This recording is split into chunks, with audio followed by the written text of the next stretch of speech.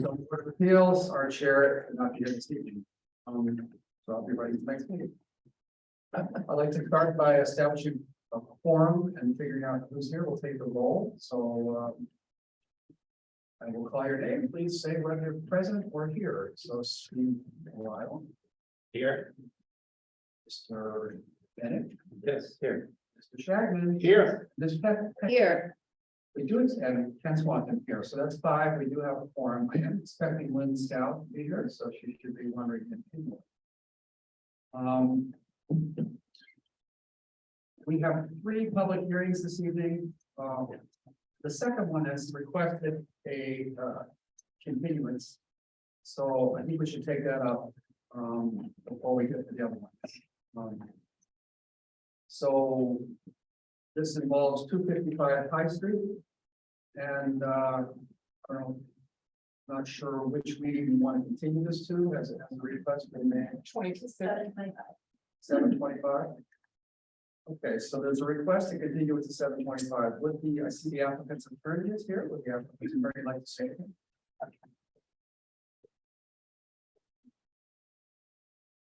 Thank you. I get Lisa Mead, Telman Costa. We're continuing because we're still in front of the Historic Commission. So I just wanted to report. Is there any sort of motion from any member of the zoning board of appeals to continue? I'll make that motion to continue special permit for nonconformities for 255 High Street to meeting of 7/25/23. I'll second. All right, it's been moved and seconded. Is there any discussion before we get to a vote? Any comment at all? All right, not seeing any, let's move to a vote. I guess we'll just go on the table quickly. Mr. Lyle. Yes. Mr. Bennett. Yes. Shagnon. Yes. Ms. Cow will actually be the 5th voting member tonight, so Ms. Cow. Yes. And Ms. Cow is here. And Mr. Swanton, yes. So that's 5. Do all 6 vote on the committee? 5, okay. So 5 people have voted, it is unanimous. So we'll see you on the 25th. For that one. We'll see you on the others in a moment. All right, that gets us to the next one, which is a special permit for 69 High Street. So with that, I will open the hearing and we'll hear from the applicant's attorney. Thank you, Mr. Chair. Lisa Mead, Telman Costa, 30 Green Street, Newburyport, on behalf of Travis and Sarah Sumner, who are here with me this evening, as well as Jeff Tucker, who is the architect on the project. The property is, go to the next slide, please. Thank you. The property is located at 69 High Street, and the Summers proposed to add a single-story addition to the rear left corner of the house. It's located in the HSRA zoning district. The existing single-family structure was constructed around 1856, according to the assessor's records, in 1865, according to the district data sheets, and there is a Form B on the property. The property also includes a 2-story barn and a shed. The property is non-conforming for frontage, where it has 99.59 feet, where 100 is required, and left side setback of 18.6 feet, where 25 feet is required. The property meets all of the other zoning requirements and is more than twice the area required for the district at 129,000 square feet, where 60,000 square feet is required. And the front yard of 601 feet, where 300 feet is, excuse me, a rear yard of 601 feet, where 300 feet is required. The proposed single-story addition, as I said, will be to the rear of the left side of the house. You go to the next slide, please, Caitlin. So currently, there is a lean-to porch roof on the rear left side structure, which we're going to show you in a minute. The proposal is to remove that. The applicant does not trigger the DCOD. They're not removing more than 25% of the exterior wall. However, because it was apparent that the lean-to roof looked like it probably was there historically, certainly more than 75 years. The applicant went to the Historic Commission. The applicant did receive the Historic Commission approval The board will note that we did update the plan since hearing from the Historic Commission, and Jeff will show you where that change was. It's essentially with the proposed chimney in the rear. So the left side setback will be 22 feet for the new addition, where the existing corner of the house is at 18.6 feet. So that that side non-conformity will be extended but not intensified. So if you go to the next slide, please. So here is the site plan. You can see the property that goes significantly to the rear. I might add at this point that essentially the entire rear, let's call it the head of the hatchet, if you will. The Sumners put a conservation restriction on the rear of that property when they purchased the property from the seller. It was by mutual agreement. And so there cannot be any future development or subdivision, not that you could anyway in the HRSA, but it kind of doubles up on that. So the rear of this lot has a conservation restriction on it.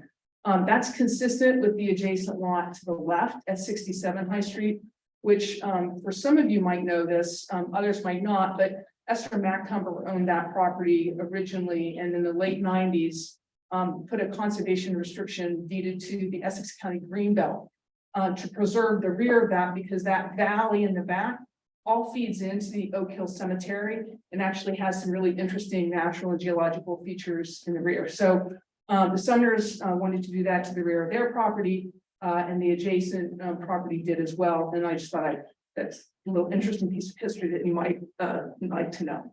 Next slide, please. So here's the front of the property, and you can see on this slide in the back left corner of the house where the addition is proposed to go. And with that, I'm going to turn it over to Jeff to review the architectural drawings.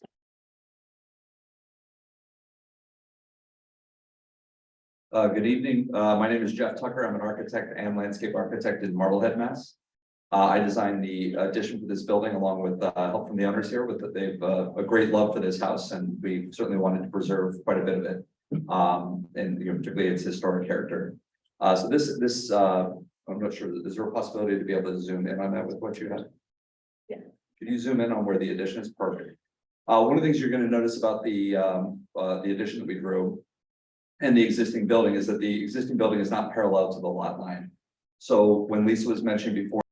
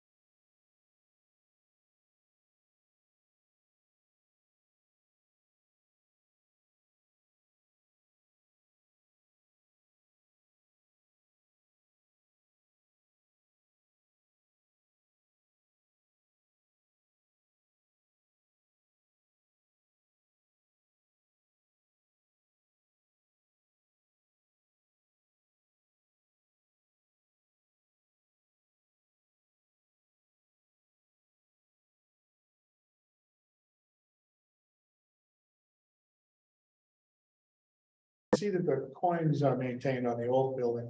On the new structure, it looks like there's either cove or coins on that as well on the corners.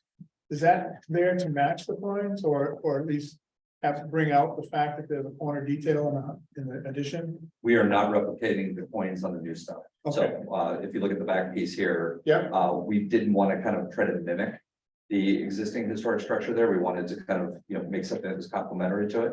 So it's mostly trimmed. There's also cove siding on the addition, both but it, sides. it does not have coins in its corners. Okay. That's all I have. All right. Thank you. Who else would like to, Okay, just, yeah, I want, so I just want to clarify, because I had noticed on the assessor's card, 3-family, was it used as a 2-family fairly recently? When did that lapse, that 3-family use? So I don't know the answer to that.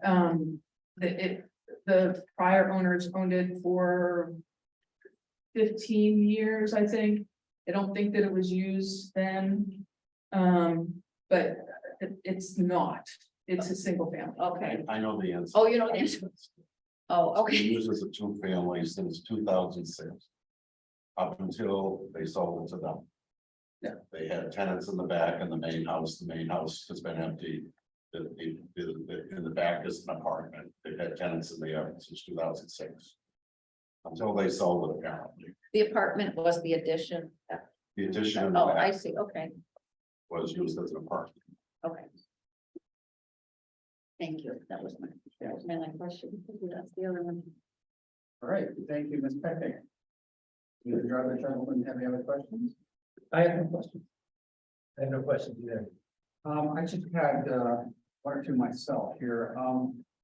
You mentioned the additions, 800 square feet, the deck above 800 square feet. It looked like from the windows that there's also 4 below. First one.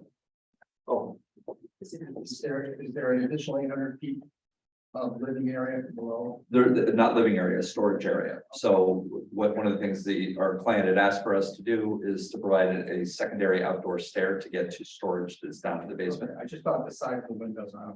No, it's to bring light in. So currently the house only has one means to get down to the basement. Actually, by code, you're required to have 2. But there's no living space down there. It's all storage. All right, my other question is, there was concern raised about. In the assessor's record, it says 3-family, the comment was made it been 2.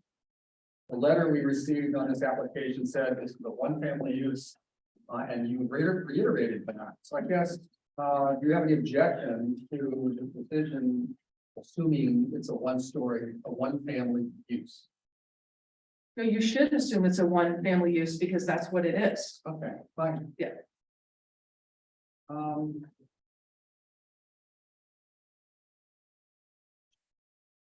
There was a question about the noise on decks. Not sure how to address that. It didn't really come up with any of my colleagues. So I don't. Not sure what to do with that one. I can comment a little from my Yes. perspective. Go ahead.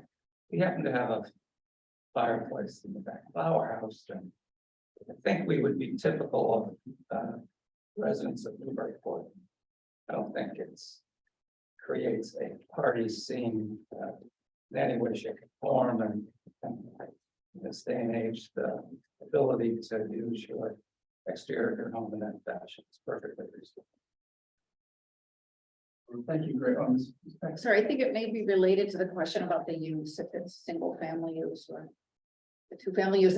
I think previously, I can't remember on which address, we talked about limiting Airbnb use on a house in High Street. I think it was one of the houses. One right next door. Right, and so I think the idea that it might, 1-family use, you might not have the same concern, but if it is, would be used as a 2-family. And there'd be an Airbnb, perhaps that's the concern. That was with the accessory structure. Right. All right. Well, thank you. Is there any other questions or comments from the board before we get into deliberation? All right, so we'll close that part of the meeting. Now we'll deliberate. Who would like to begin on deliberations, and please form your deliberations in terms of the law, whether there's non-conformities, etc. Who'd like to begin? I'll give it a go. All right. Take it away. Did you use the mic?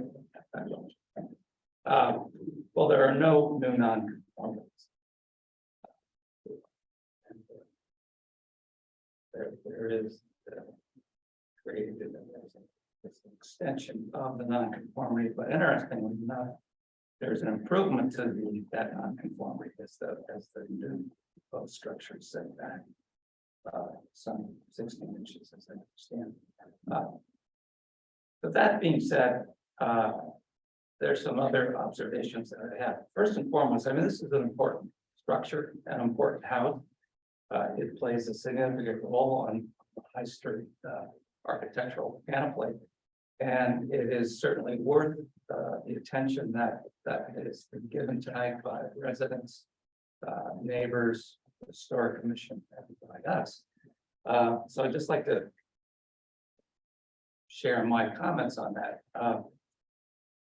First off, the improvement certainly sits, in my view, comfortably in terms of size, scale, and massing, and more, and equally as important, complementary to the existing historic character and architectural character of the existing structure.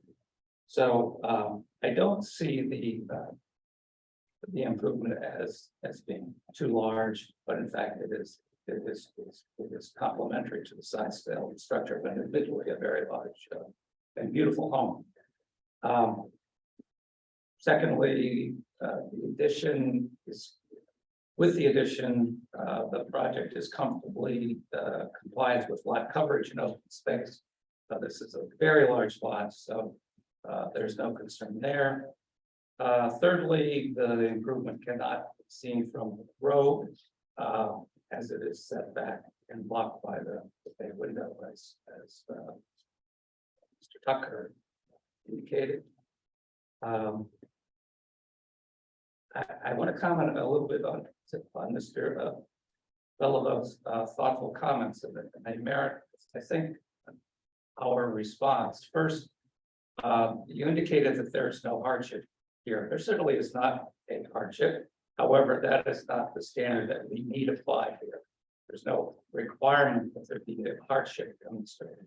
So I understand your point, but it's not within our purview to assess whether or not there's a hardship. Secondly, the notion that we are opening the floodgates. Again, it is a comment which merits some response. In that regard, it should be noted that each application here stands and falls on its own merits. There's no precedent set here. We are not setting any particular precedent with respect to any other project. So your points are well made, and we're mindful of that, but they don't quite hit the mark. Finally, I've given my observations on the fireplace. All that being said, I find that there are no non-conformities. There's an intensification of the non-conformity that's acceptable in my view.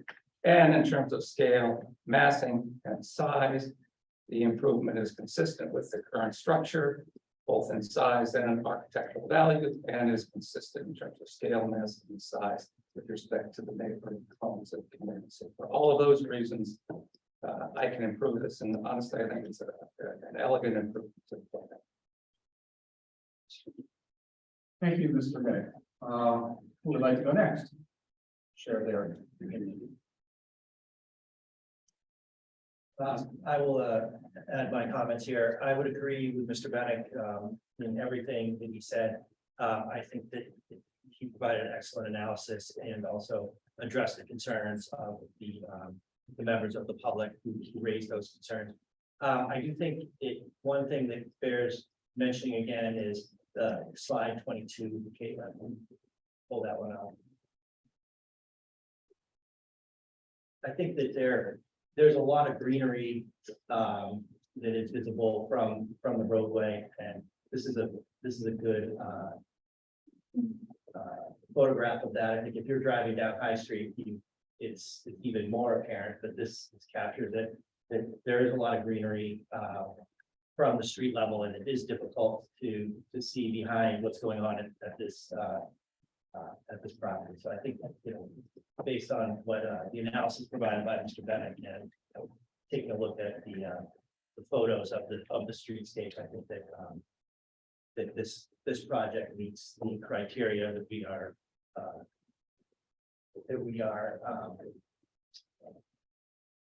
deliberating on here, and I can support this project. Thank you. Next. Yes. I guess to Mr. Bilodeau's remark, and I agree with Mr. Bennett, we take these applications as they come one at a time, but we do also always hear applicants argue, look what has happened to other houses in the neighborhood, and we're often given those context photos and told, you've approved this, you approved that, so there is that tension there. It is a big addition, and I wonder if we can condition the approval on the home being used as a single family, rather than hoping the 3-family use is resolved after the fact. I don't know the answer to that. But did you like that? Sure. Oh, sorry. Yeah, I just wanted to say I agree with Mr. Bennett's evaluation. I think the massing scaling fits well into the building and the lot. It's a massive lot, as many houses on High Street are. I like that the addition is subordinate to the main building where they stepped it back. I think that would look smart to do that, and it also makes it it will disappear. Even if you can stand on the street and look back there. So I would have to say that I support this in every way. It's a wonderful addition. It replaces the lean-to porch that's in a state of disrepair. So I can support the application. Okay, thank you. You know, my own opinion, I agree with Mr. Bennett. This is an important house. I mean, the ridge of Newburyport is one of the most important places architecturally in the city, and this is, you guys have developed one of the finest houses, quite frankly, as far as establishing that pretty ridge. So it's a very important house. I also agree with the comments that it's, you know, it's kind of far back there, it's up on a hill, it's set into 16 inches on an angle anyway, it's vegetation, this picture kind of shows it. So that all is good. I do have somewhat of the same concern that this technique indicated. When you have a 6,000 square foot house and you grow to 6,800 square feet roughly. I am comforted that it's a single family house. The application is a single family house. I realize you can always come to us and ask that it be made multifamily down the road. Well, 2 things. But I would, and I'm happy that the applicant's attorney indicated, well, yes, we're proposing a single family house. That's what it is. That's what our documentations are. But I too would feel more comfortable with that as part of the decision. Realize that you can always come in if you wanted to and request for it to do so. Yes, Ms. B. Mr. Chair, can I address that since the question's been asked?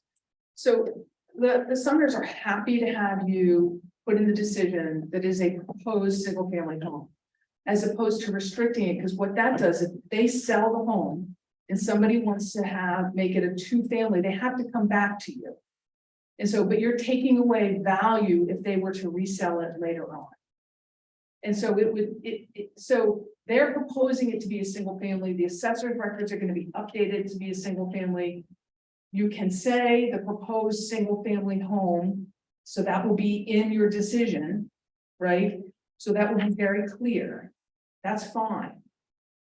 What I don't think they want to do is if in 15 years or 20 years, somebody comes in and says, I'll buy this home, and they want to come to you for a special permit for a 2-family, then you have all the latitude to go through those 9 conditions criteria that we're going to talk about pretty soon and determine whether or not you want it to be a 2-family. Frankly, I don't know that you could do a 2-family because as I'm thinking about it, it doesn't have sufficient frontage. Although it's pre-existing non-conforming, but the use is different then. So I don't know the answer. I can say that they're fine if you put in the decision, the proposed single family home. But we're here for special permit for non-conformities for an addition that essentially extends a non-conformity for a triangle that might be 30 square feet in the back of the property.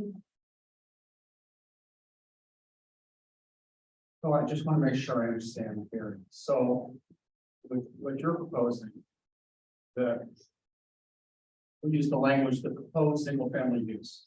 Correct. In that case, if they wanted to make it a two-family down the road, you just said there's not enough frontage anyway, so they have to come back.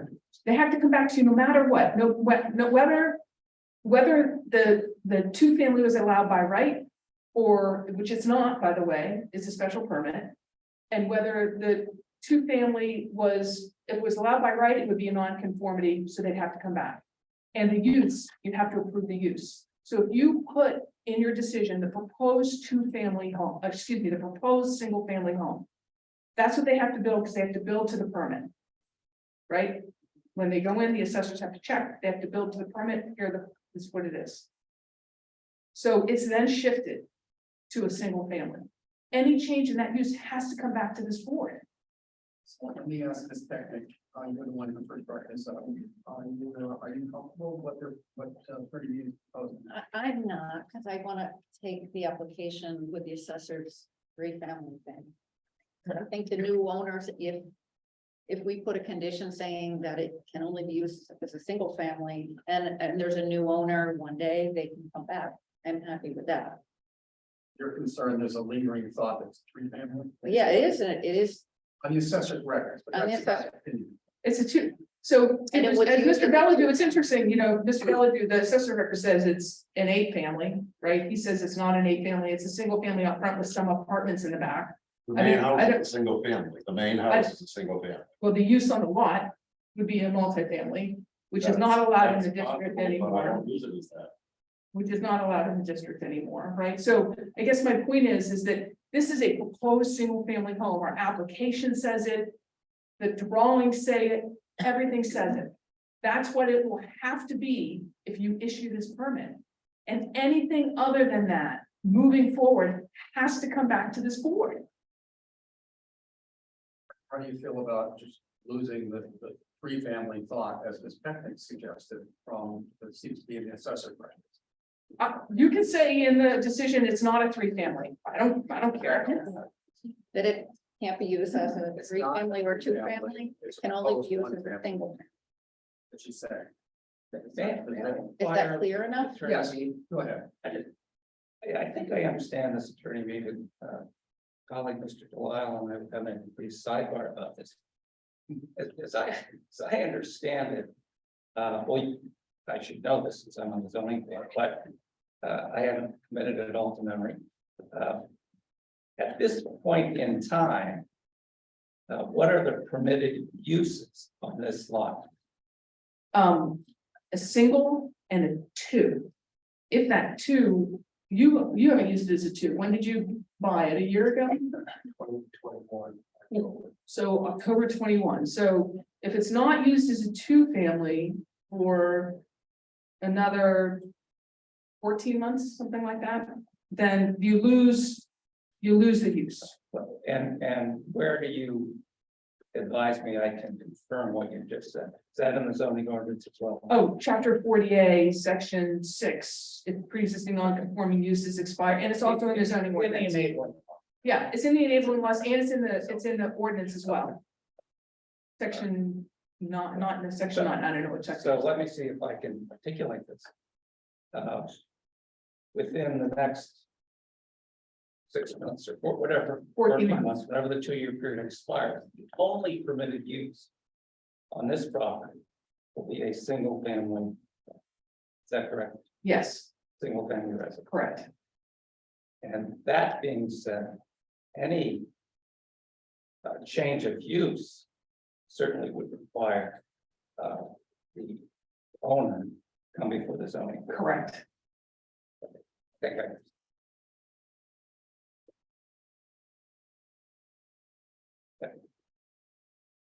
And I guess what I'm trying to get at, just one is that I think this concern may be more illusory than real based upon the overarching enabling law and how that works under the RSO.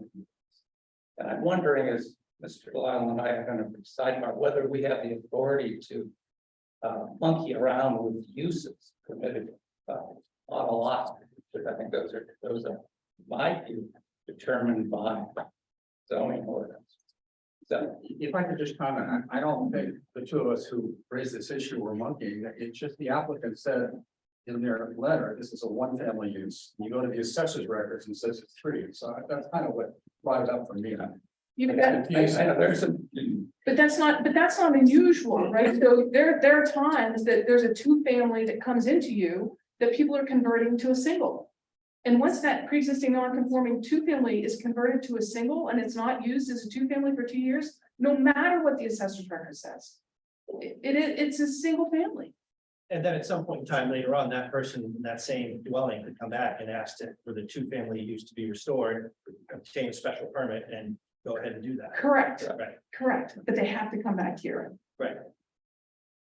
All right, and one other thing I got lost on was you said 14 more months. If the house was purchased in 2021, we're already in 2023. Oh, it is. I was thinking it was 2022. So October 2020, right, so only 4 more months, right? Yeah, whatever Right. the. yeah, By the time the vision's gone. correct. All right, any I more? certainly, I mean, maybe this will be clear if we're now getting settled on the law during the, if we could add a condition which would say that the applicant agrees that it will not come before us to seek a change in use to two-family. I mean, well, actually, it has that. Yeah, that's the big thing. I think that's problematic, right? Yeah. Never mind. All right, anybody else with comments? So I'm not sure what we got to here.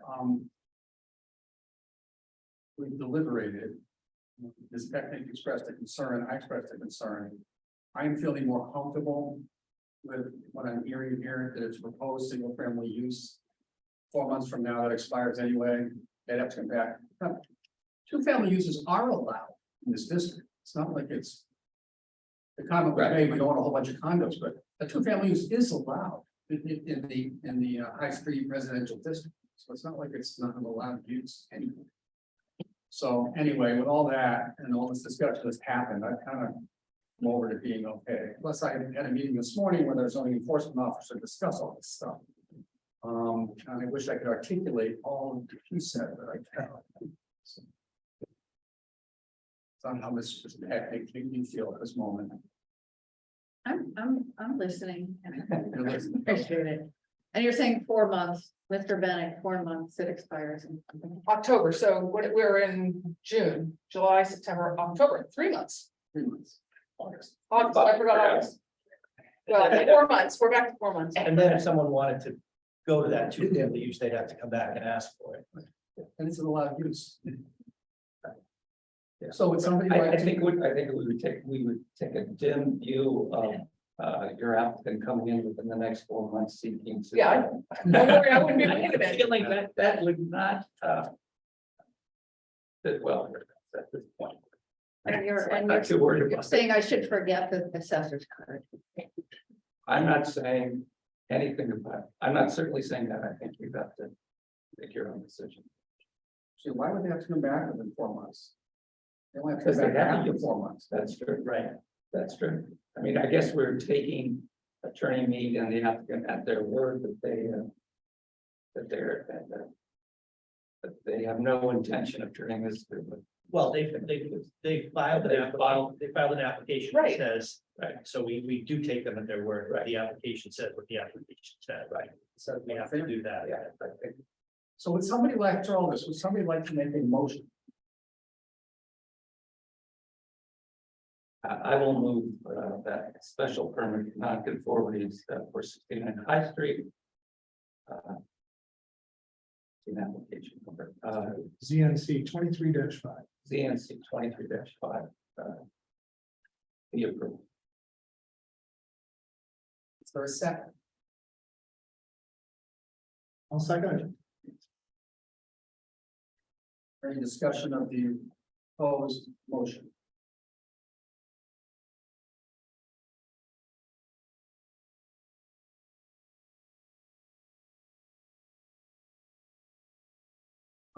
Maybe just to help a little here. Could we say of the proposed single family use cap? Which is the wording that she had mentioned. I would certainly accept that as a friendly amendment to my motion. With that amendment, is there any, and the second is okay with that amendment? I am. Okay, any more discussion? All right, let's vote. So just go around the table. Mr. Delisle. Yes. And Nick. Yes. Shagnon. Yes. Patricia. I will abstain. Abstain. I'll vote yes. So it's 4 yes, 1 abstention. Motion passes. Thank you very much. Thank you. Thank you. All right, the only other item we have on our agenda is a hearing for 209 High Street. There's also a special permit. This one has 2 elements, a change of use and a circular staircase. And it's attorney Meade, are you doing this one as well? Yeah.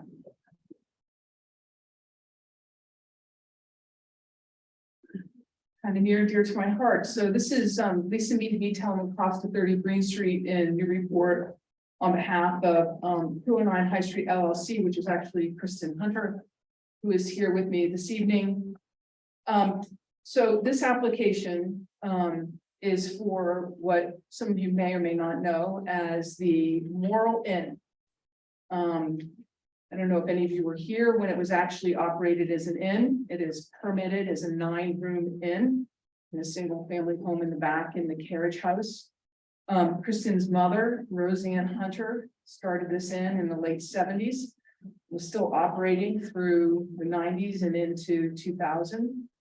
And it is a landmark in the city of Newburyport. And many of you, I'm sure, over the last 10 years, 15 years have watched it with the same hope that Kristen has had and is now able to implement to have that building fixed up and restored. And that's why we're here this evening. This is, if you go to the first slide, please. So the structure was constructed in 1806, according to the assessor's records. It has a Form B. And the district data sheets lists it as contributory. It was part of a larger parcel. And in 1979, there was an A&R plan that permitted the current 20,997 square foot lot with about 93 feet of frontage on High Street and 221 feet of frontage along Johnson Street. So it created this lot, the carriage house, and the structure itself. In 1979. There was a use variance granted in 1979, allowing the main structure on the property to be converted from a single family home into an inn and guest house, which there would be 9 guest rooms. For those of you who don't know, the Morrill House is the former home of Gaten Morrill, who was a mayor in the city of Newburyport. And the Gaten Morrill Trust, created by Frank, his son, in his honor, is the trust that makes annual donations of upwards of $100,000 to the city for parks and park purposes. There's also a carriage house at the rear of the property that's used as a 1-family dwelling. That was permitted by a special permit from the planning board under section 6C in 1984. That permit required, the planning board required the ZBA to also approve that permit, and it got approved. Interestingly, the 1979 creation of the inn and hotel use didn't include a dimensional relief. And the lot is non-conforming under changes to 48 section 7 several years ago. If there was a lot that was created, it was, I don't want to say illegal, but didn't have the right relief and it existed for more than 10 years, then it becomes pre-existing non-conforming lot. So that's kind of the history of the lot. you go to the next slide, please. So the proposal here is to convert the inn and guest house to a two-family home. The only change to the exterior of the home is in the rear. Well, it would be the rear of High Street, and it would be a side yard from Johnson Street. There is a third-story window that's going to become a door and a spiral staircase that's going to be added. There will be no other structural changes to the exterior of the house.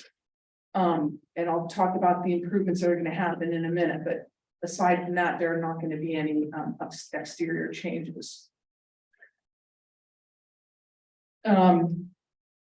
As you all know, in 2017, the HRSA, excuse me, this is HRSB was created. And it made this lot non-conforming. It used to be in the R2 district. And therefore, this is considered a modification to pre-existing non-conforming structure. And we are also seeking a special permit for the two-family use. The dimensional requirements for two-family use in the HSRB are 30,000 square feet of lot area. And the property has 20,997 square feet. Frontage 75 feet, and the property has a combined 314 feet. Front yard setback of 30 feet, and the primary front yard setback is Johnson here, and it has 8 feet. The secondary front yard is High Street, and it has 15.5. Both of those, of course, are historically pre-existing non-conforming. Side yard setback of 20 feet is required. That would be the side opposite of High Street, and there's well over 100 feet there. Rear yard setback, and this would be the side opposite Johnson, is 50 feet is required, and there's 32.7 here. A building height of 35 feet maximum. Here, the building height is 34, the ridge is 38. I know that you all like that on the plans. Now we've added it to the plans, but it's 34 feet tall. Lot coverage is 15% maximum. The property has 19.4%. Open space 70% minimum, and the property has 80.6%. And in this instance, you're also looking at parking since we're converting it to a two-family. So there would be required 6 parking spaces on the site. We have 2 in the main house and 1 in the carriage house. There are 7 spaces on site, and we're required to have 6. There probably could be more, but you'll see the site plan that as they dress it up, it's only going to have 7 spaces. I would say to you that the work that's going to be done in the carriage house, which I'm going to talk to you about in a minute, is all being done as of right. There's exterior work being done, and it doesn't modify the 25% requirement under the DCOD. And a building permit's already been issued for that. And if you were to drive by that house, you can see that that work is already commenced. So this means that the request here is for the two-family use in the main structure and the alteration of that window into a door. Otherwise, there are no dimensional alterations. There's less than 1% of the exterior walls being modified in the main structure, and therefore the DCOD is not triggered.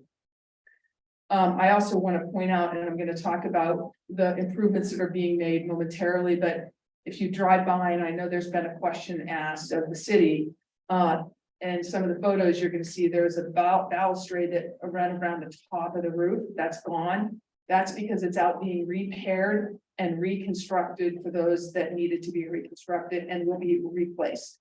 It's not within your jurisdiction, but you should know about it because it's part of the rehab on the house. So with that, if we can go to the next slide, please. So here's the site plan. And as you can see, if you blow it up just a little bit, Caitlin, if you don't mind. There's nothing happening, no additions being put on. You can see this spiral staircase. And if you're looking at High Street right there, there's the spiral staircase. And when we show the drawings, you'll see the window that's being altered in a minute. But otherwise, there's no changes to the building footprint, either the carriage house or the main structure. You can see where the proposed parking spaces are. Those driveways exist, so there's no new curb cuts, they all exist. But it will all be cleaned up as a result of this project. So Kristen grew up in this house is living there, and I think her goal is to live in the carriage house and then sell the 2 units so that they can then have a pot of money to take care of the house. Next slide, please. So here are the elevations of the structure. The top elevation is west, so that's Johnson Street. Then we have the north elevation on the right-hand side, that's the view from High Street. And on the bottom left, you have the south elevation, that's the rear. These are existing conditions. And the east elevation, which is obviously if you're traveling west from High Street, would be the elevation you can see. It's hard to see though, because the house next door is pretty close, so you can, and there's a lot of vegetation. Next slide, please.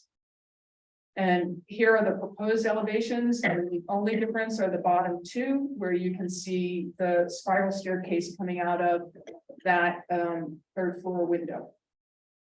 And that's for egress purposes, obviously.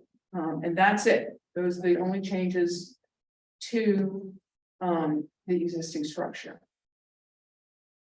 Next slide, please.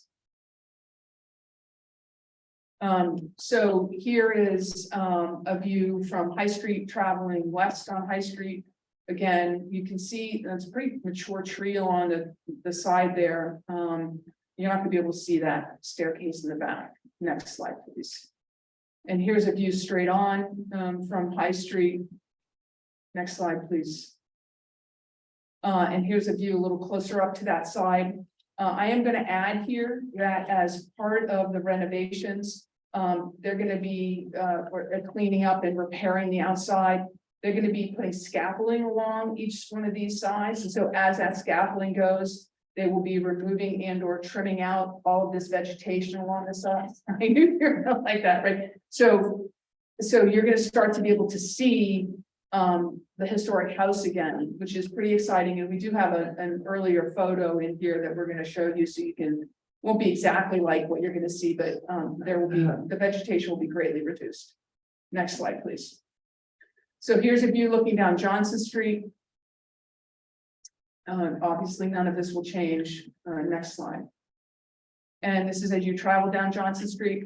So if you were to drive by today, actually you can see that they've already started to change the windows on the carriage house. So those were actually carriage doors originally. And so that they're taking away the fan and the modern doors and windows, and those will be restored to look like more like carriage doors. Next slide, please. And then here's a view from Johnson Street looking toward High Street. And no changes here. Next slide. And again, this is on further back on Johnson, looking at the house. These chimneys are all going to be repointed and repaired. Next slide, please. Here's the back of the carriage house, starting to have work on re-siding has also commenced on the carriage house. Next slide, please. And here's the back corner. So in this, you can't really see the 3rd floor window in this photo. I think you can in another one, but that 3rd floor window on the right-hand corner is where that door is going to go. Next slide. Behind all those storms, by the way, are all the original windows, the 6/6s, and those are all going to be reglazed and repaired. Next slide, please. And there's that window. That's a better shot at where that window and the spiral staircase is going to come down. Next slide, please. And again, that's kind of the back corner of the window. Next slide, please.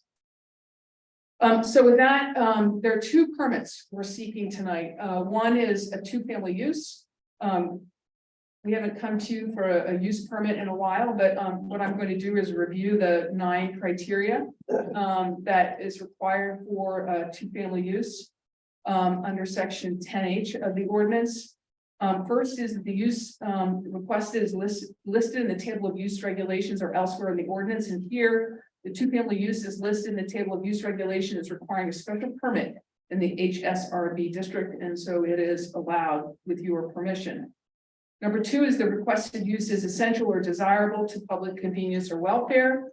By being listed in as allowed by special permit, the city has determined that two-family uses are essential and desirable to public convenience and welfare, so long as it meets the criteria. Here, the applicant is changing the use from a 9-room inn, which is not allowed in the HFRB, to a use that is. The inn is not allowed, and therefore change to a two-family use is ostensibly more desirable than a not allowed inn. The third criteria is the requested use will not create undue traffic congestion or unduly impair pedestrian safety. Again, by changing the use from a 9-room inn to a two-family, the applicant is reducing the potential traffic and pedestrian safety concerns of the property. As shown on the site plan, property has ample space to provide the required off-street parking and circulation. Additionally, the High Street is one of the busiest main streets in the entire city, and Johnson Street obviously has a fair amount of traffic going up and down between Low and High and serving the middle school. Conversion of a two-family use will have little to no impact on the existing traffic and pedestrian conditions, and certainly would be better than an active 9-room inn. Next slide, please. The next criteria is that the use won't overload essentially any of the city systems and infrastructure. Here, being equipped to accommodate the existing inn and hotel use, the structure certainly can accommodate a proposed two-family use without any discernible impact on public water, drainage, or the sewer system, or any other municipal system or in the immediate area. There's no changes to the building size, so there's no difference in lot coverage and open space. So none of that will be impacted. Are there any special regulations for the use? And the answer is there are none.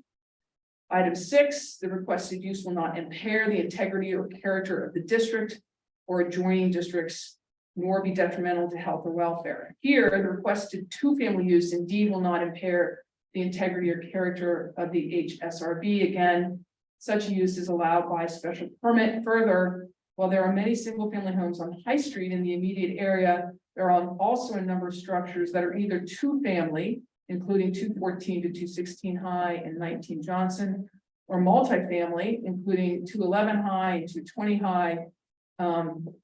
Those are the immediate examples, and I do have some photographs of those also from the surrounding area. But if you picture yourself in that area, immediately across the street is a condominium of 2 or 3 units, and then that's on Johnson Street, and then across the street on High Street is a multifamily, and then some two families. We have photos.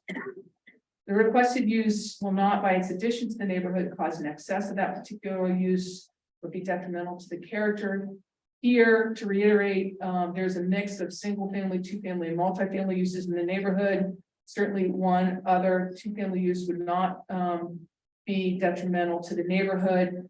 Indeed, converting an inn to a two-family use would be more appropriate and consistent with the neighborhood. There are no other inns or buildings of that nature on High Street in that vicinity or anywhere, frankly. The proposed use is in harmony with the purpose and intent of the ordinance. Here, again, being allowed by special permit, the city has determined that a two-family use would be in harmony with the ordinance. It matches the situation on the ground in the neighborhood where there are a mix of kinds of housing. And a two-family use would be certainly more in harmony than a hotel or inn use. The proposed use shall not be conducted in a manner so as to omit any dangerous, noxious, or injurious or otherwise objectionable activities. And here, the proposed two-family use will not do that. And other than the initial construction to rehabilitate the property and convert it to a two-family, it would be typical two-family use associated with it. So those are the two-family use criteria. The next criteria is a special permit for nonconformities. Here is that there will be no addition of a new nonconformity, and the answer is we're not doing anything to change the building at all or the lot. The lot became non-conforming when the HSRB was adopted. The proposed change will not be substantially more detrimental to the neighborhood than the pre-existing non-conforming structure.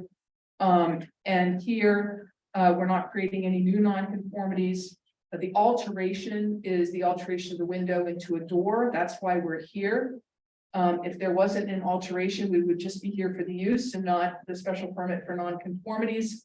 Again, other than the spiral staircase and the removal of that one window, that's the only external alteration.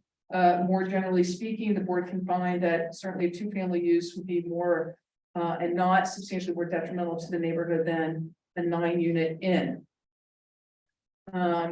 We do have a letter of support from 211 High Street. I know Kristen talked to some other folks over the weekend, but those letters didn't make it in yet. But we do have a letter of non-opposition from 211 High Street, which is across the street on Johnson Street. Let me tell you what else is happening to the property, just so I said I would tell you. So for the carriage house, they're restoring the window trim detail, replacing the contemporary windows on the southeast corner, restoring the barn door detail on the front exteriors, and removing contemporary fan detail from that also, and removing the contemporary door entrances. Before I go into that, actually view it in the next slide, because I forgot to do the comparison. So here's my maps, and I'm going to show you pretty soon the various multifamilies and two families. So there's the two family right down on Johnson behind it, and then right across on Johnson Street and High Street, there's a multifamily. Then directly across High Street and one down is a multifamily. And then over on the corner of Buck is a multifamily, and there's a couple of twos. Next slide, please. And that's just a cleaner, easier picture to see. Next slide, please. And here you go. So that's the photo that Patricia was waiting on. Yeah, So this is the 1900s photo before the bushes were planted around the front of the house. The house is the same today. You can't see it, but it's the same today. Next slide, please. And here's the photo we had on our cover sheet from the 80s. And that's looking down Johnson Street. And you can see the doors in the carriage house that are going to be kind of returning in form. Next slide, please. So here's a multifamily at 220 High Street. Next slide, please. And that's a little further away, that we're at the corner of Johnson and High there. Next slide, please. And there's 211. That's the opposite corner on Johnson and High. That's a multifamily. Next slide, please. And this is the back of 211 High from Johnson. Next slide, please. And that's 19 Johnson. That I believe these are the houses that were built as a result of the A&R in the 70s. Next slide, please. And 224, that's a multifamily across the street. Next slide, please. And 214, 216, that's a two family. Next slide, please. And that's another shot of 214 to 216. For the main house improvements, going to repair the widow's walk, as I told you earlier, that's out for repair right now. Repair and repoint the chimneys. Repair, replacing behind the entablatures, soffits, and fascia. Some of them are really, really bad condition, as you know, by walking by. Repair all siding, trim, and moldings, the windows, the vestibules, the porches. Report and repair the windows. Repair the exterior, paint the exterior. Repair the porch and decking and handrails.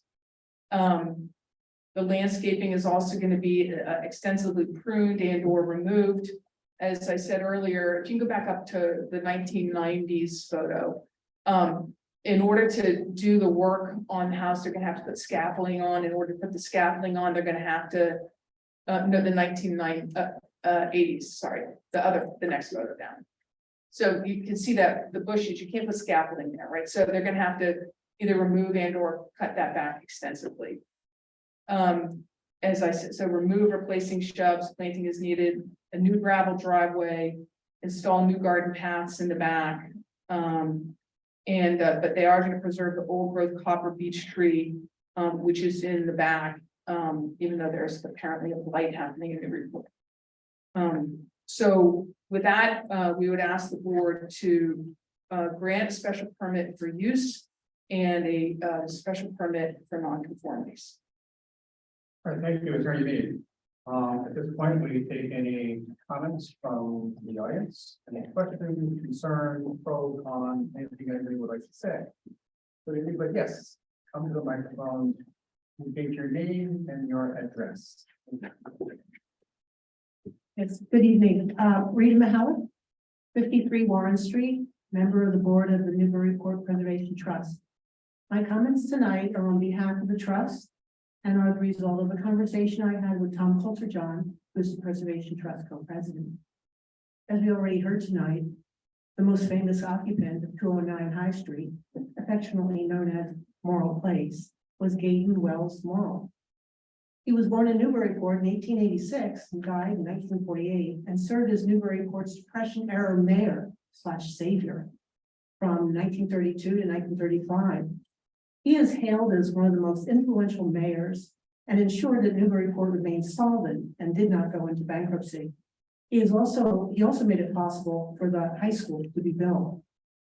This beautiful federal home was built in 1806. Notwithstanding its famous occupant, it holds its own among the stately homes lining High Street. It is an extremely important building to cherish and restore. The Newburyport Preservation Trust is concerned that developers, architects, contractors keep the historical defining features of the building intact by restoration as follows. Now, I did hear just about everyone mentioned tonight, which really thrills me. But the list I had prepared to say was, first, the most obvious is along the roof line. We believe it is critical to keep and restore the soffits just below the roof line, and also keep and restore the modillions, the brackets. Secondly, keep and restore the entablatures of the molding above the windows. Thirdly, it is extremely important to the visual aspect of this building to keep the chimneys. I was delighted to hear that they're going to be repointed and repaired. The repair must be done with only lime mortar. Fourth, it is important that the beautiful entrance not be altered in any way, but restored to its former glory. Fifth, to return the balustrade, the widow's wall, to the roof. And I hear that it's out for restoration, which is just wonderful. The Newburyport Preservation Trust is delighted that Morrill Place will finally be getting some well-deserved care. The structure is a gem. It's part of yours and my heritage, but it won't stay that way unless we have the courage to keep it that way.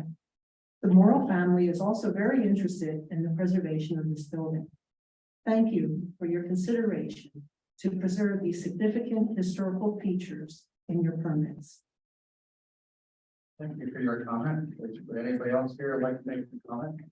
Or ask the question? Like once. All right, would anybody out in the audience? I see two people, but I don't see any hands, right?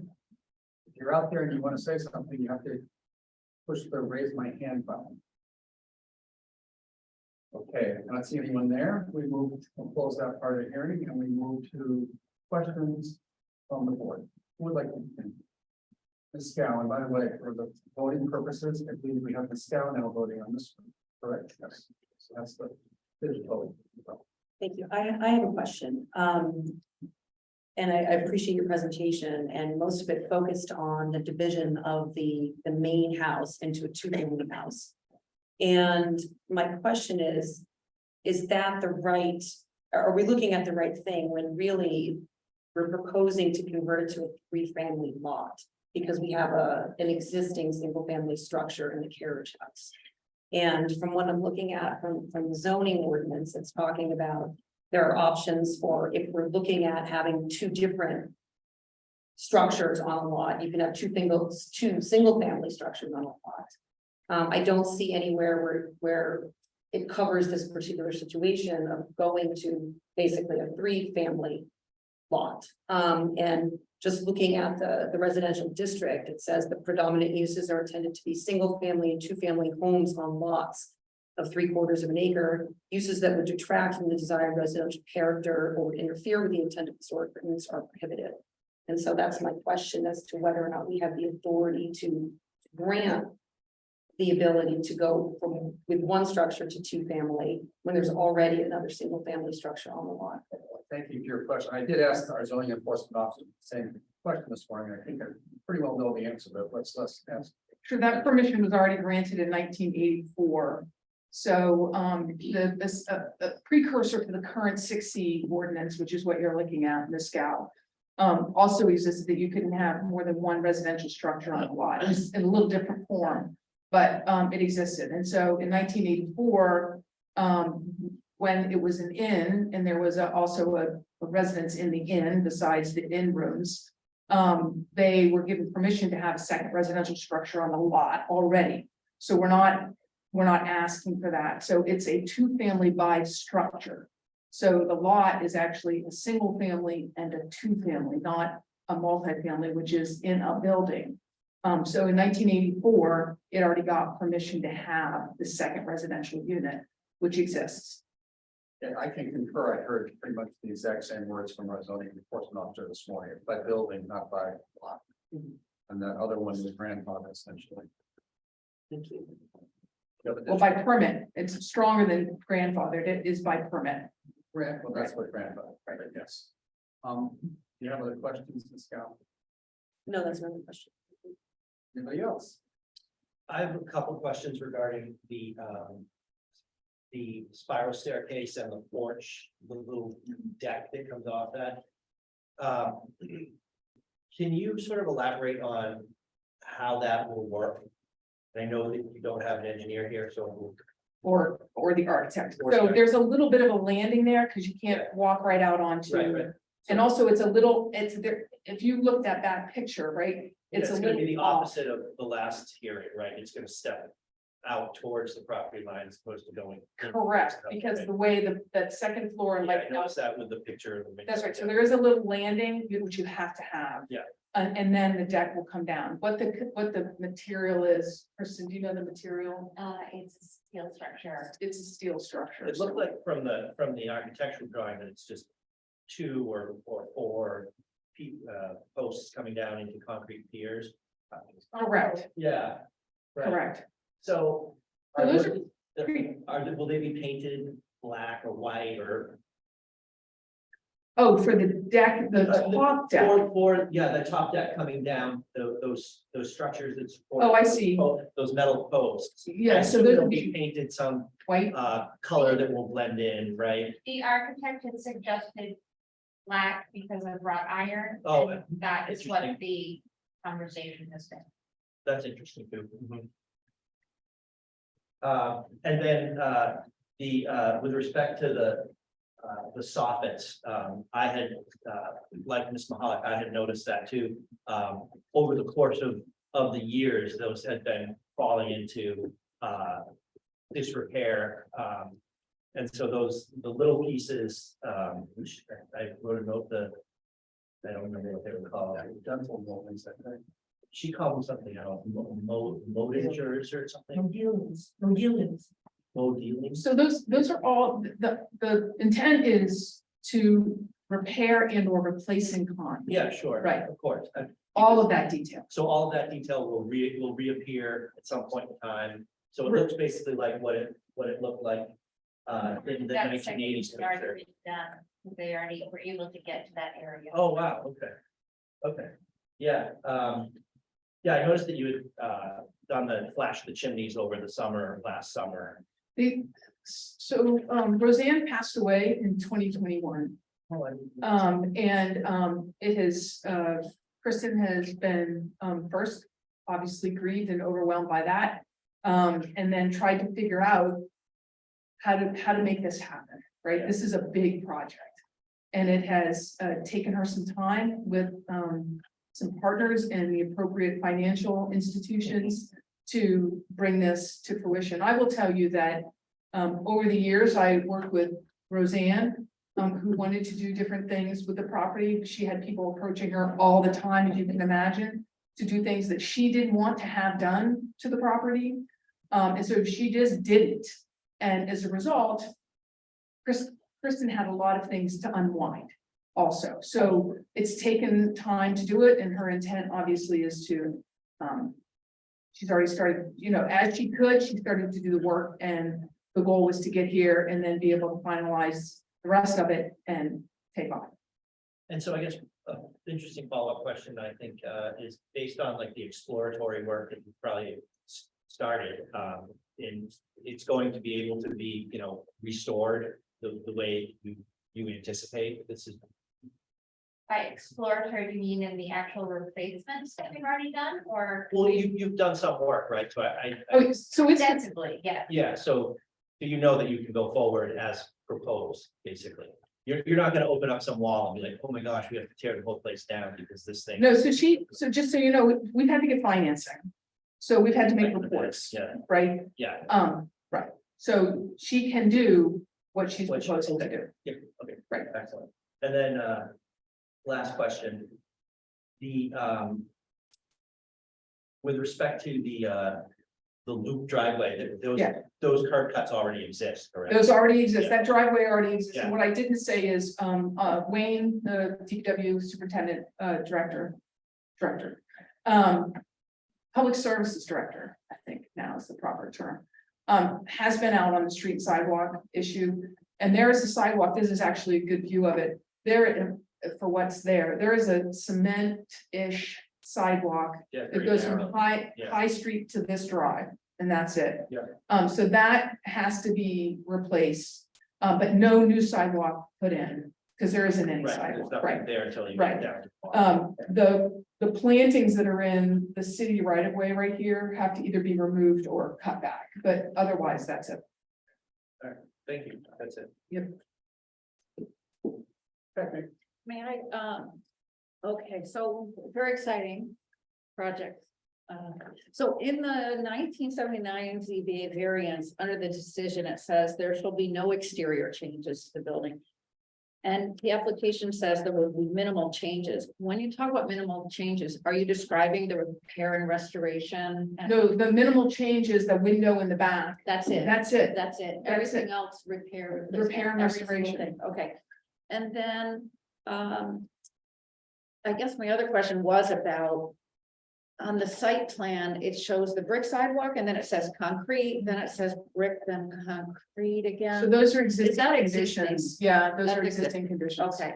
And that second driveway is there? Yes, I drove through it tonight. Really? Yeah, It's so, okay, it's again, it's all that, yep, all the shrubs. I mean, yeah, I drove through it tonight for that very reason. I know that this board sometimes suggests privacy screening, and I will suggest No, privacy. getting rid of, it's a beautiful house, and I feel like it's screened, there's like this tsunami of tall shrubs, and I would love to be able to see the property again. So for a long time, I mean, I just have to do this because Roseanne was one of the first people I met when I moved to Newburyport in a long time ago, 88, and she worked really hard to run this in and make it successful. And so some of the things like the shrubbery growing bigger is what it was, because she wanted to focus on the interior of the inn and make the inn be really successful. And so things, certain things like that got away eventually. But And even though the sidewalk doesn't continue, the schools are there, and kids sometimes do cross and try to walk. it doesn't Up that go, way. it doesn't start again until way down by Yeah. the tennis courts. I drive Yeah. carefully, There's a If full they're on the sidewalk wrong on the side. opposite side. yeah. Okay. Yes. Anybody else? Yes. Just a fundamental question. Why the spiral staircase? I'm trying to understand the importance of or the need of the spiral staircase. So they need an egress from the second unit So that will be a separate and distinct entrance for the second. or an emergency egress from that second unit. Is it required by fire code? Yes. Okay. So, I'll do anything. The presentation. Can I just, Mr. Bennett's question. So the units are bottom floor, top floor, not divided vertically, but divided horizontally. Yes, Okay, so the third floor is the one unit and the second and first floor. okay, thank you. That roughly equates to roughly 2,500 square feet and 5,000. Thank you. Else? I have one or two questions. I was impressed by the level of renovation you're doing. When I heard repairing and reglazing all the windows, that alone, this number of windows there is. 96, Um, if anyone was wondering. 96. yeah, the little moldings up top, I was thinking of the dental moldings with a new name for them, but Right, I think it's already been discussed. Many of them look great, but some of them are missing. So you're basically, will all be there when you're done. And this balustrade on the roof, the widow's walk, that's the thing in the drawing that's way up at the top. Yeah. Yep. Okay. The chimneys, that's already been mentioned, they're all staying, so that's all lovely. This drawing here, that tree in the back, I went walking around here this morning just to get a feel for it. That big tree in the back, that's one of the biggest, I guess. that's the beach, trees right? I've Copper seen. Beach, doing the best we can. There's unfortunately a blight. I believe Lynn's neighbors lost their Copper Beach computers down. We lost one at the office in the back garden. There last year. I see, so you're hoping that one stays, you're not taking it The down. arborist is very much working on that, very much. Okay. It's So a that's very that- prized piece of Newburyport. That is that big tree that's there now. Correct, it's the second largest Copper Beach. The last time there was a contest. Those all came over, a lot of those Copper Beach, this is really interesting, they all, so 30 Green Street is the Swain Doyle house, and Swain built the Swain Doyle house, and he and a bunch of other merchants brought over Copper Beech trees from Britain in the early 1800s, and you'll see them, as we've noted, and across the street on High Street, one down in that backyard, the Gray's house. They have just a beautiful Copper Beech, and you know, they take really great care of it. There's not very many left. No, I was impressed by it. The sidewalks already come up, they did change their requirement this morning, that you don't have to remove the brick. Along Johnson Street, it goes back to the door. I mean, I know that's fine, I thought it was in pretty good repair, and always replace it if you want to, but they're not going to insist on it. It's really the concrete piece beyond it.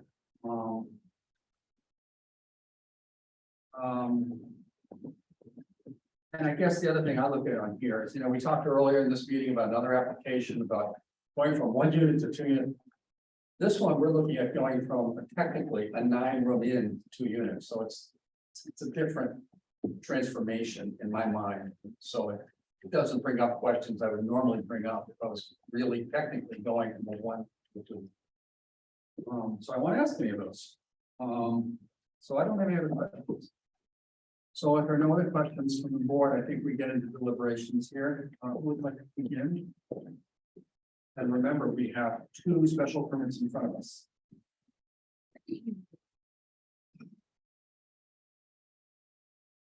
All here. And one of them has 9 prongs. They've been discussed very well. They've been, yes, the prongs have been discussed, so we would like to summarize. I'll take a crack at the special permit for non-conforming first. Okay. There clearly is no new non-conformity here, and I don't think that what's being proposed is substantially more detrimental to the neighborhood at all. This is, the spiral staircase is, again, is going to be hidden behind the vegetation. I think that there's a lot going on, and it's towards the back of the property once again. I don't think this is something that is really a very troubling issue. It's small and not small, but 3 stories tall, 2 stories tall. But it, you know, we've heard from the applicant that it's going to be painted to look like wrought iron or something. But I think that, you know, considering what is going on here and the nature of this project and the condition in which the house is currently, I think that you know, it's a situation here where this was stayed, I think, just in time. There was a lot of issues with the house, and I can remember last summer with I think you re-roofed it last summer and did the chimney work last summer. I thought that, you know, it was saved in the nick of time. So I think this is a appears to me to be a good project probably from that standpoint. With respect to the change of use to the two-family, we've gone through the 9 prongs. Attorney Mead walked us through the 9 prongs. And I think we can incorporate those by reference unless anybody feels that we should walk through them again. And based on that information, I think we have the findings to proceed with respect to that change of use permit from the in use to the two-family use. Thank you. Is there a second? Well, that was just deliberate. That was the right. We're not, not already. All right. I concur in Mr. Lyle's observations. I agree. I agree. It is a labor of love to save these old homes, which I know well. So congratulations for putting it on. Tricia? Yes, and I agree, and thank you very much. Me too, and I applaud you for taking this on. Bringing it back. All right. Now can we have a motion? Yeah, two motions. Two motions, yeah. Yes. Make them both. Okay, so I'll make a motion to approve special permit for non-conformities for 209 High Street. With the special conditions noted in the staff report, which I think we have sort of talked around. The first was that the sidewalk shall be replaced with concrete or brick from High Street, but I think it's actually further down than High Street. From the sidewalk. Yeah, from the side door, because that the other part was done last year and there were 2 years ago. To the end of that concrete sidewalk prior to the second. Is it the first driveway? First driveway, sorry. And then that the applicant shall remove the trees and bushes on the public right of way. From the existing northern driveway to the southern property line, and both of those conditions shall occur prior to occupancy. So that, that's the first motion and the conditions for the first motion. I'll second that motion. Okay, I'm gonna make them both. okay, Package. I withdraw my second.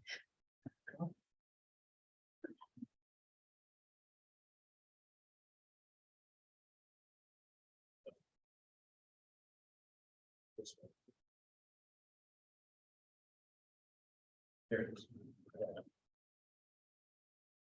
Okay. Motion to approve this special permit for, no.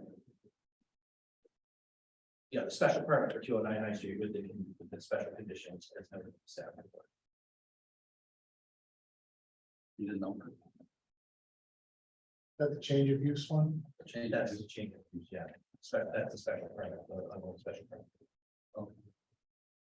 All right, is there a second for that one? Would you like to second? I'll second that one as well.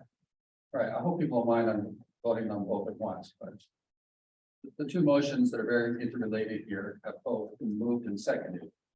Is there any further discussion on them? All right. You want to vote separately? The request has been made to vote separately. We will vote separately. So we'll take the first one that he proposed regarding the spiral staircase. Then. Special permit for non-conformities. Thank you. Vote on that one first. So, Lyle. Yes. Bennett. Yes. Shagnon. Yes. Yes. Yes. That's 5. It's unanimous. The next one regards the change of use.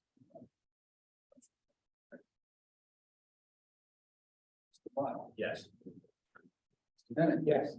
Shagnon. Yes. Scott. Yes. And I vote yes as well. We're both elected. Thank you very much. Good luck with your project. Thank you. All right. The next item is our short business meeting here. We have some minutes left from the meeting of 5.3 to approve. Hopefully you will have seen them. I wasn't at that meeting, so that's. So, yes. Would somebody like to make a motion to approve the minutes? I'll move to approve the minutes. It's been moved in second. Any discussion? Okay, all in favor? Aye. Opposed? Unanimous. Other updates. I did get a call from Andy, who hoped to be here, but who also spoke with Caleb, who's driving madly from the school event with his daughter. You want to make a comment here, or should I? Go ahead. But basically, he heard from the attorney who's representing us on the funeral home case. And there's been some back and forth. And he's gonna put it all to us in an email tomorrow. Great. So rather than try to stumble through it, because I wasn't here last meeting. I'll let you all read it in the email tomorrow. You want to say something else? No, I think that's about it. That's about what I know. I believe there have been 2 motions filed in response to the decision, so I believe he'll be sending those to you and elaborating on it in the email. Right, you'll see them all on our lawyers working on this. We'll see where it all goes. I don't have anything else. Does anybody else have anything else? Can I Yes. just say again that it's helpful to me, and I'm sure to Lynn too, if we know in advance, if you know you're not gonna be here. Because we reply all, but I'm not sure that it really is important to if we're here, if you're here. But if you're not gonna be here, we need to know. So that one of us, you know what I mean? Like, so we know who's voting and. The chair needs to know too, so we get it all. Yeah. So sometimes like I didn't know Rob wasn't gonna be here. Sometimes I'm not sure. So just encourage everybody to. I do encourage everyone to reply all, but don't you find it helpful if you know that? Everybody does. Yeah, you can do that. Really? Oh, okay. That's right. Maybe, was it just Rob who doesn't? Okay. Maybe it's just Rob then who doesn't. I didn't know. He's not here. We can talk. Gonna be here tonight. Okay, Yeah. all right. 'Cause I didn't I know. didn't know that. I didn't know I needed to be here tonight. I was going to be here, but if I'd known someone was absent and that you were, you know, what I mean.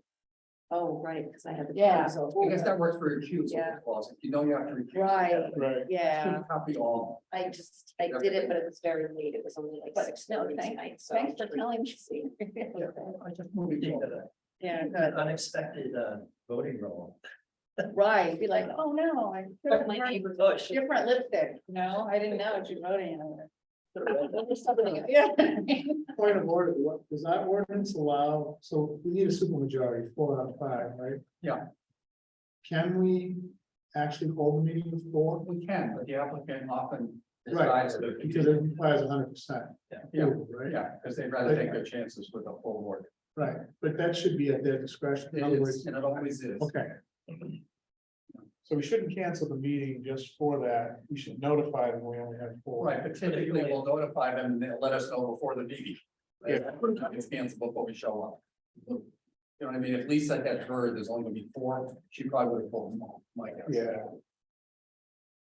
Okay, thank you. Great, good meeting, thank you. Make a motion to close the meeting. Oh, yeah, we need that.